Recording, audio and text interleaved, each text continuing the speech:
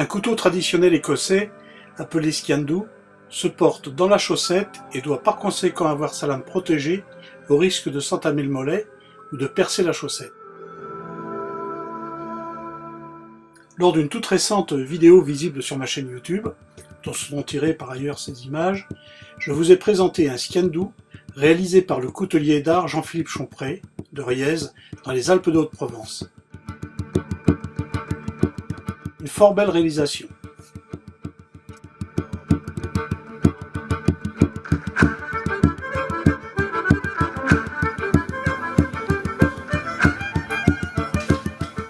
Par conséquent, pour son étui, j'ai confié ce couteau à une autre artiste exerçant dans le Var, Marilyn Lecourtier, des établissements Art Cuir, spécialiste du cuir et du carving.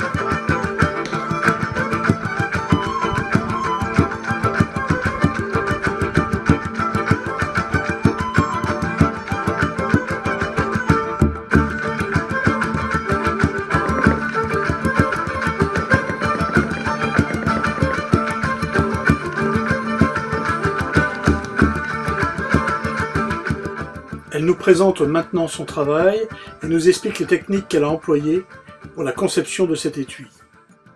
On m'a confié un couteau traditionnel écossais qui va être placé dans une chaussette.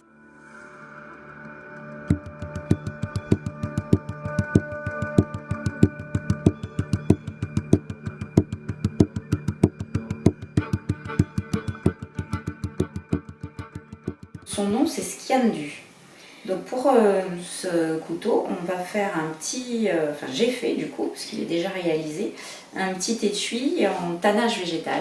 J'avais pas d'idée précise ni d'obligation de la part de la personne qui a réalisé ce couteau et de la personne qui va le porter. Donc je me suis simplement référée à des croix gaéliques et on y trouve énormément d'introlats. Donc voilà un introlat assez simple qui a été sculpté.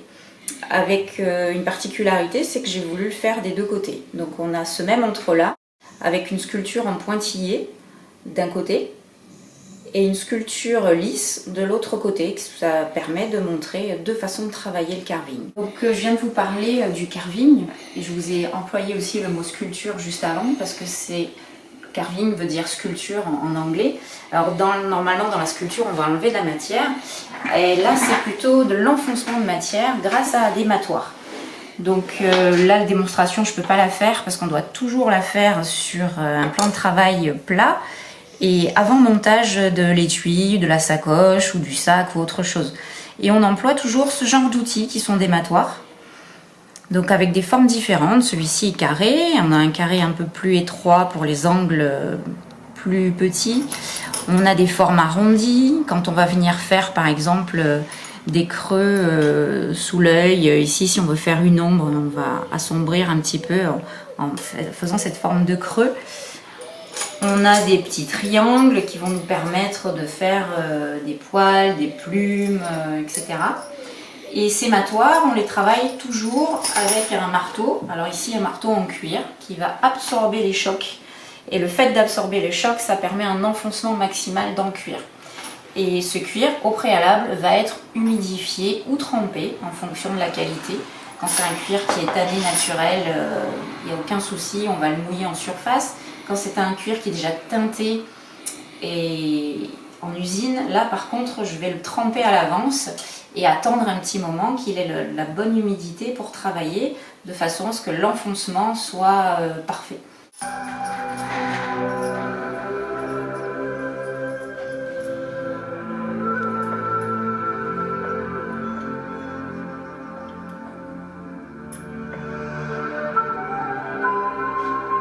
Voilà, donc je vous ai parlé de la sculpture, du carving, et c'est bien sûr ma spécialité parce que j'aime beaucoup mettre les animaux en scène, essayer de les rendre le plus vivants possible. Donc ce que vous voyez en ce moment sur mon bureau, ce sont des choses que j'ai fait à la commande parce que j'ai pas de stock. Je fais sur mesure et à la demande des clients. Donc là on a le chien d'un client et ça ce sera bientôt une poignée d'arc. Je vais installer ça sur un arc juste sous le pouce. On a aussi un portefeuille avec un petit écureuil. Oui, un intérieur tout en chèvre, donc une solidité assurée. Mais je ne fais pas bien sûr que du carving parce que je travaille le cuir sur mesure et là on va voir donc d'autres choses comme par exemple cette ceinture qui est en requin parce qu'on travaille aussi les peaux exotiques. Alors elle est neuve, un petit peu dure. Voilà, donc là on a un requin qui est monté sur une ceinture avec un petit rembourrage pour lui donner un aspect un peu plus luxueux, bien fini, avec des tranches cirées. Donc on peut aussi trouver ce genre d'article dans mon atelier. Des ceintures plus simples, en tannage végétal, mais toujours avec des petites finitions en creux, une couture. Alors celle-ci est extrêmement solide, c'était la demande du client. Elle est doublée en collet végétal également. Là on a, alors ça c'est une création que j'ai faite pour les salons nautiques où j'avais exposé à Saint-Tropez. Donc là on a une manille qui va servir de système de fermeture et les petites bandes là sont à nouveau en requin. Alors ici on a du requin, ici on a du taurillon, c'est un cuir français. Donc là on parlait de taurillon, donc en voilà encore du taurillon mais cette fois dans un sac pour dames avec également du tannage végétal, double bandoulière, une finition un petit peu sympa. Et la particularité c'est que cette partie c'est une gourmette et la gourmette c'est quelque chose qu'on met sur les filets en équitation. Donc c'est un petit clin d'œil au monde de l'équitation et voilà un joli petit sac pour dames. Alors, je travaille aussi pour les passionnés de photographie. Alors ce modèle de sac qui n'est pas terminé, il est en cours. C'est un sac pour un appareil photo Leica qui est tout rembourré de mousse avec un cuir de taurillon à l'intérieur, un tannage végétal et des coutures main totalement tout autour. Il y aura par la suite une patine marron pour lui donner vraiment cet aspect vintage qu'on aime beaucoup. Et une fois fermé, on a tout ce système là qui va venir et qui va se croiser devant, qui donne un aspect un petit peu original à ce sac, tout en lui apportant un côté vintage.